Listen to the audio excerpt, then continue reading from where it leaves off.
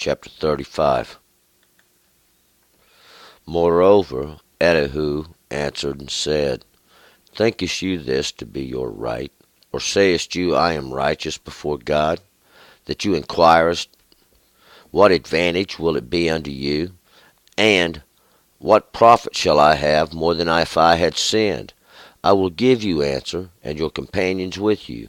Look unto the heavens, and see, and behold the skies, which are higher than you.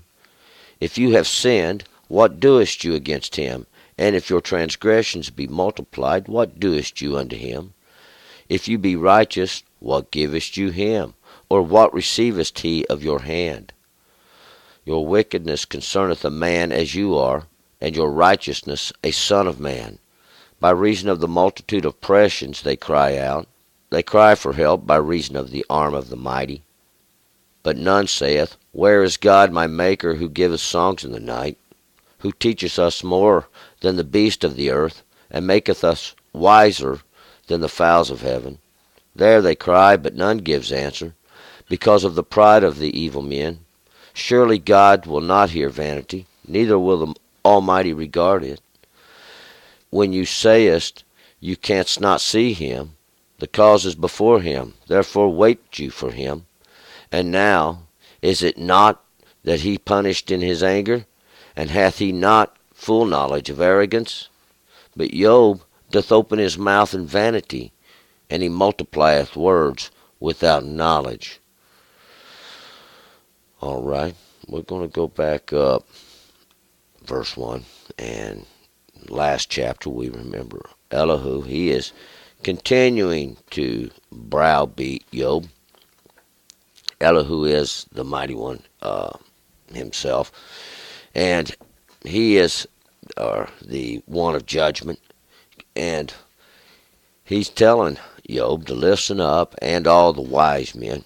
And he was telling them the ear's kind of like the mouth. In other words, it trieth for taste, or whatever would please it.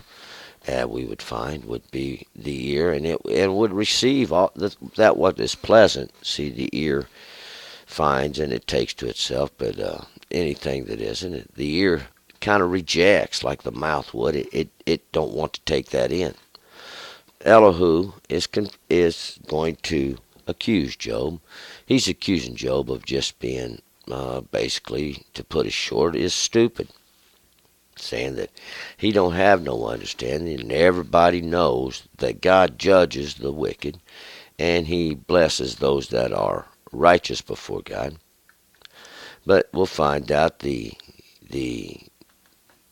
just do get punished along the way, as just like anything else, that it's not a punishment so much as just the way it is, a natural order. And the more wicked things get, we'll find out, the more the next generation has to suffer. We're going to pick it up here in verse 1. Moreover, Elihu answered and said. So Elihu's going to continue with his browbeating. 2. Thinkest you this to be your right? Or sayest you, I am righteous before God? Think this to be your right? Think this to be your code, or the way that everything's made for you, basically, and that you're just before God? 3. That you inquirest, What advantage will it be unto you, and what profit shall I have more than if I had sinned? That you want to know, what does it me any good, or what does it gain God any good? What advantage is it to God that if we sin or if we don't sin? 4. I will give you answer, and your companions with you. So now Elihu, he's going to answer this question. Elihu's going to answer, what good is it now if we sin or if we don't sin? 5. Look unto the heavens and see, and behold the skies, which are higher than you. So look now into heaven, these things that are above. Behold the skies. We see the skies above us, the clouds, all these things that are greater. It's an expanse is what it is. And all this that is higher than you, it is beyond your understanding. 6. If you have sinned, what doest you against him? And if your transgressions be multiplied, what doest you unto him? So now, if you have sinned, and the sin would be defined by the law, see, before the law, there just really wasn't no sin. It hadn't been defined. But with the law, God defined the law, or defined sin. So if you sin, what do you against God? Well, you transgress the law, just like he is the above you, the skies, this authority above you. And we'll find out it's a natural ordinance, see. It's the reaction. It's like a reaction for an action. And if your transgressions, because that's what you did, you transgressed, you violated, trespassed against the law, be multiplied, what doest you unto him? Then what do you unto him if you see this and then you just keep violating the laws of God and you keep going on and trespassing? What does it unto God? Well, it's disrespectful for one thing. 7. If you be righteous, what give you him? Or what receives he of your hand? Now, if you be righteous or just, be a just man before God, what give you him? What did you give to God for just by being righteousness or being just before God? Or what did he receive of your hand? What did he get from you? He got respect. He got honor. 8. Your wickedness concerns a man as you are, and your righteousness a son of man. So your wickedness, it concerns the man, and that's the one who is there at that time. And man, not only that one standing there in flesh, but that generation right then. And your righteousness or your just deeds would be for the Son of Man, or that which is going to come forth from man, or your son, the one who's standing there, who's going to grow to take your place later on, because you're going to your grave. This is the next generation, see, and then what are you going to leave behind for him? This unjust way that you have been in. So your righteousness would concern him greatly, that you would set things straight. Because if you continue in your wickedness, things going to only get worse, or you're going to be made known. 9. By reason of the multitude of oppressions, they cry out. They cry for help by reason of the arm of the mighty. By reason of the multitude of oppressions, they cry out. And this is the generation that's coming forth. See, they're crying out by the multitude of oppressions, because we'll find out the ones who were given the position to, we can look at it like babysit. They are oppressing the children, and they are crying out because of the great strength, and this is the abilities of God, because they when they violate the law, we're going to find out it does cause oppression. And this is where the just have to suffer by the wicked. 10. But none says, where is God, my Maker, who gives songs in the night?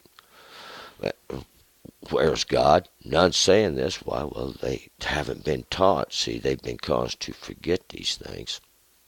God who gives songs in the night, or gives this pleasantness in the darkness. See, and the songs in the night,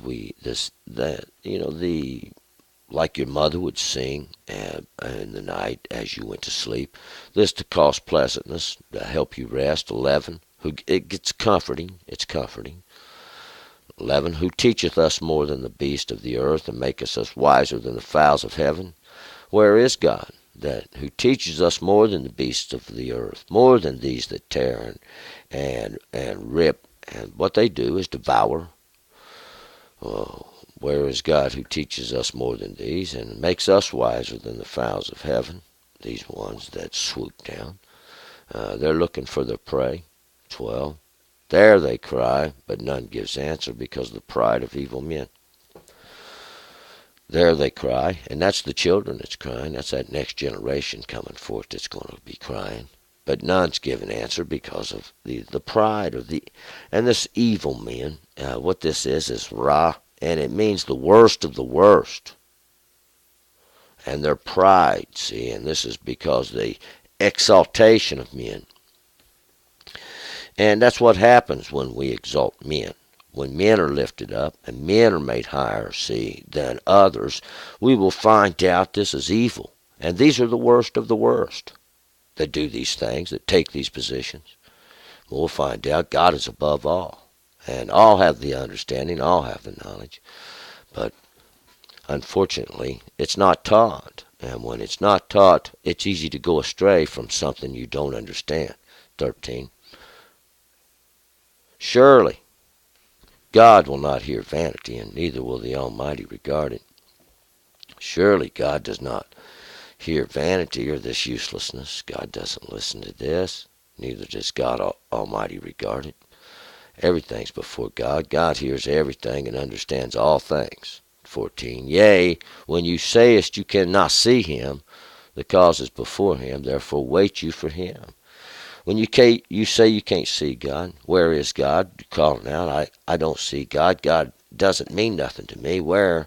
We'll find out. He has his face turned, and these things that are made plain, these things which we can easily see, God is looking away in judgment, see, and God is punishing. And this is what you got to understand, that just because you can't see these things doesn't change anything. These things are going on. And God is more easily seen when you observe the law, when you do not transgress the natural order of God's commandments.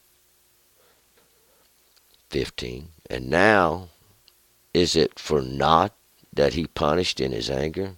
And hath he not full knowledge of arrogance? Is it not? Is it for nothing? Is it for nothing that he punished in his anger? Is it for nothing that God did this?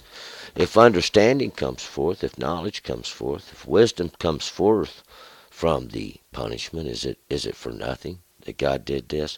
In his anger, in his wrath, actually in his understanding, see, in his knowledge, in his full wisdom did God do this.